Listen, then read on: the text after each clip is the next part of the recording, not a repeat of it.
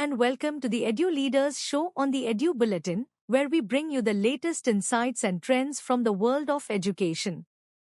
I'm Daisy, and I'm excited to guide you through this episode. We have an esteemed guest joining us, Mr. Preetham Das, Principal of Srimati N. Mohan, DAV Senior Secondary School, Dera Bassi, discusses his experience at the Education Summit and emphasizes the importance of value-based education.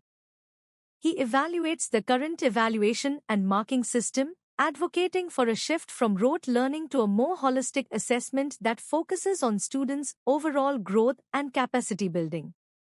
Now, let's move directly into our interview. Over to you, Rumani. Let's hear what Mr. Preetham Das had to say. We have with us a very special guest. He is Mr. Preetham Das, Principal of Srimati N. Mohan DAV Senior Secondary School, Dera Bassi. Welcome to the summit, sir, and how's your experience being here? It's my second journey to the Time to Grow Media under Education Summit. Right. It's a very grateful evening today and evening going to be very good today. मैंने यही चीज़ देखी है कि यहाँ आके ultimately कुल मिलाकर अगर हम बात करें कि कुछ ना कुछ बड़ा ही अच्छा सीखने को मिलता है always. It's a learning attitude और बिहेवियर जो यहाँ पे आप सीखने को मिलता है. Different pedagogies going on, different interest जो प्रिंसिपल के साथ मिलते हैं, जो मेंटर्स हैं उनके साथ जो बात करते हैं, तो बड़ा ही अच्छा उनसे लर्न करने को मिलता है. It's a good thing I think. And so events are always going to be on in a real sense very forcefully. Thank you, sir. So I would like to know your thoughts about हम national education policy के बारे में बात करते हैं and उसमें काफ़ी सारे एलिमेंट्स हैं. तो पर्टिकुलरली मैं बात करना चाहूँगी जो हमारा इवैल्यूएशन सिस्टम है, असेसमेंट सिस्टम है एंड मार्किंग स्कीम है. सो वो कैसे स्टूडेंट्स को बेटर प्रिपेयर करेगी कि they should not take the pressure of studies and rather than just learn for learning, not for getting marks. So I think the evaluation system is a very tricky one in today's scenario. Right. As you know that there are different things to evaluate. हम बच्चे को जज करना चाहते हैं कि उनकी cumulative growth के साथ, कि वो क्यूमुलेटिवली कैसे अपने आप को इस लायक बना पाए कि इस वर्ल्ड के अंदर, क्योंकि आजकल एजुकेशन एक कंसेप्ट ऐसा नहीं है कि वो एक जगह के लिए सीमित हो गया, वो पूरे वर्ल्ड का फिनोमेना बन गया हुआ है. क्योंकि उसको पूरे वर्ल्ड में शाइन करना है, ग्रो करना है, कम्पीट करना है. सो उसकी कैपेसिटेंसीज़ क्या रहेंगी, उसकी कैपेसिटीज़ क्या रहेंगी, उसी के हिसाब से उसको एवेल्युएट करना बनता है. पर अब वैसा है नहीं है.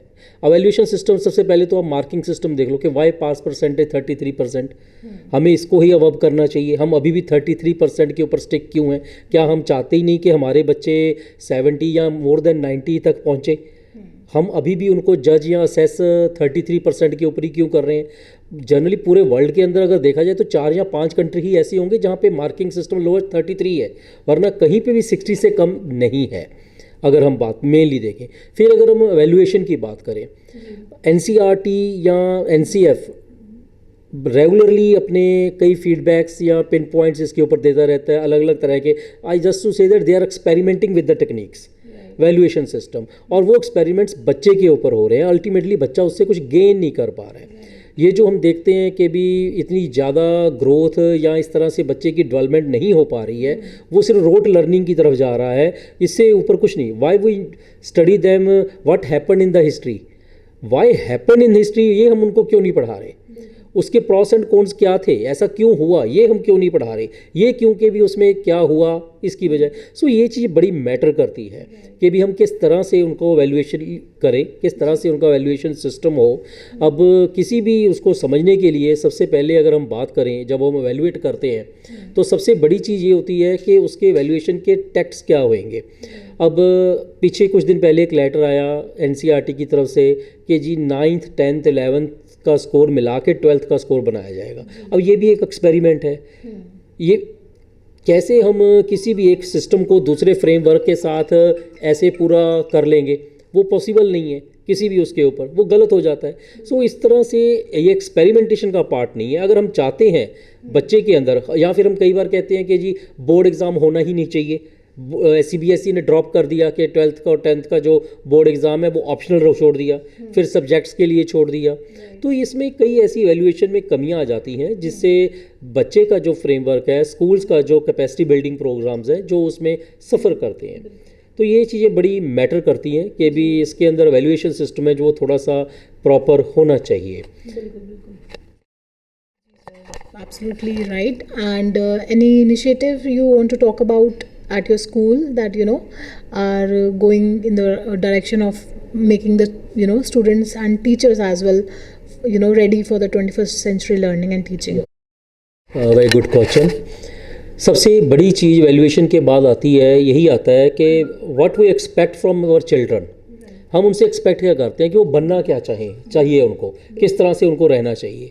सो इसके लिए सबसे बड़ी चीज़ ज़रूरी जो मैं समझता हूँ कि वो निकल के आती है कि there is a need of value based education. Morality उनके अंदर हो, एथिक्स उनके अंदर, उनके बिहेवियर के अंदर चेंजेस ऐसी लाई जाएँ, ऐसी टेक्निक्स असेसमेंट्स ऐसी बनाई जाएँ, उनके अंदर वर्क कल्चर पैदा किया जाए, उनको अंदर सोसाइटी के प्रति लगाव, लव, अफेक्शन पैदा हो, उनको अपनी बिलोंगिंगनेस के साथ लव हो, उनको अपनी पहचान खुद बनाने के सामर्थ्य बनाया जाए, योग्य बनाया जाए। तो जब हम इस तरह से उनके अंदर एटीट्यूड डेवलप करेंगे, ऐसी टेक्निक्स को फोस्टर करेंगे, तो ultimately they will grow and they will develop our nation. So ultimately हम विकसित से विकासशील अगर होना चाहते हैं, और विकासशील से विकसित अगर जब हम बात करते हैं इन दोनों ची टर्म्स के अंदर, तो इसके अंदर जो मेन गैप है उसको हम अच्छी तरह से फिल कर सकते हैं।